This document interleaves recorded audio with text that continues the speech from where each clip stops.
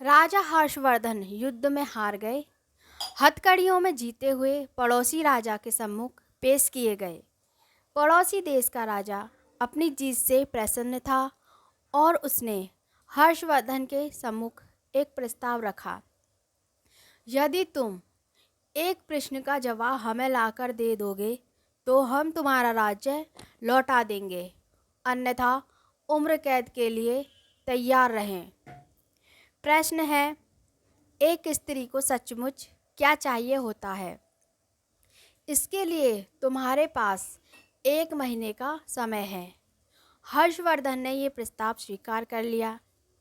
वे जगह जगह जाकर विदुषियों, विद्वानों और तमाम घरेलू स्त्रियों से लेकर नृत्यांगनाओं, वेश्याओं, दासियों, रानियों, साध्वी सबसे मिले और जानना चाहा कि एक स्त्री को सचमुच क्या चाहिए होता है।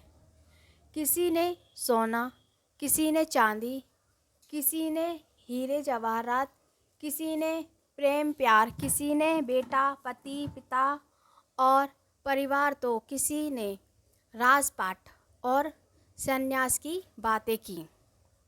मगर हर्षवर्धन को संतोष ना हुआ। महीना बीतने को आया और हर्षवर्धन को कोई संतोषजनक जवाब नहीं मिला।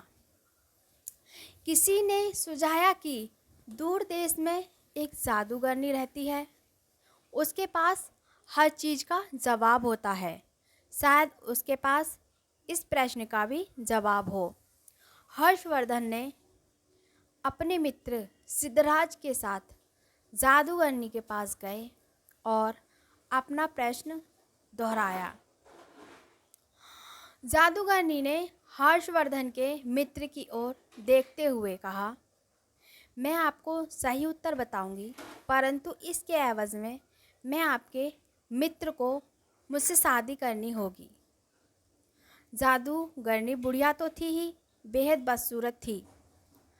उसके बदबूदार पोपले मुंह से एक सड़ा दांत झलका। जब उसने अपनी कुटिल मुस्कुराहट हर्षवर्धन की ओर फेंकी,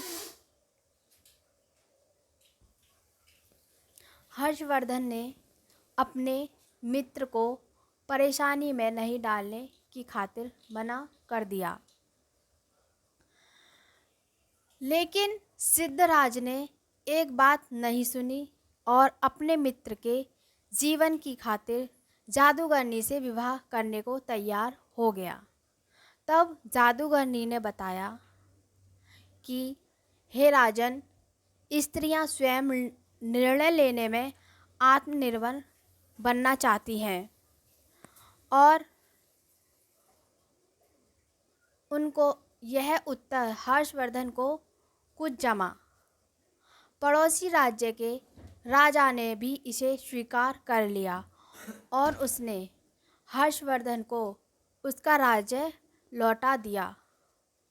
इधर जादूगरनी से सिद्धराज का विवाह हो गया। जादूगरनी ने मधुरात्रि को अपने पति से कहा, चूँकि तुम्हारा हृदय पवित्र है और अपने मित्र के लिए तुमने कुर्बानी दी है, अतः मैं 24 घंटों में 12 घंटे तो रूपसी के रूप में रहूँगी और बाकी के 12 घंटे अपने सही रूप में। बताओ तुम्हें क्या पसंद है?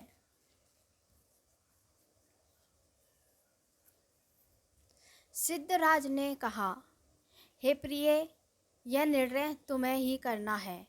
मैंने तुम्हें पत्नी के रूप में स्वीकार किया है और तुम्हारा हर रूप मुझे पसंद है। जादूगरनी यह सुनते ही रूपसी बन गई। उसने कहा कि तुमने निर्णय मुझ पर छोड़ दिया है तो मैं अब हमेशा इसी रूप में रहूँगी। दरअसल मेरा असली रूप ही यही है। बदसूरत बुढ़िया का रूप तो मैंने अपने आसपास से दुनिया के कुटिल लोगों को दूर करने के लिए धरा हुआ था। अर्थात सामाजिक व्यवस्था ने औरत को परतंत्र बना दिया है, पर मानसिक रूप से कोई भी महिला परतंत्र नहीं है।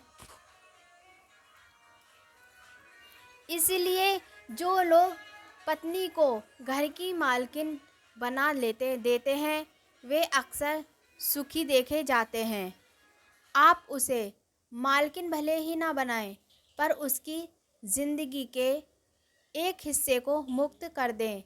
उसे उस हिस्से से जुड़े निर्णय स्वयं लेने दें। सदैव प्रसन्न रहिए। जो प्राप्त है वो पर्याप्त है।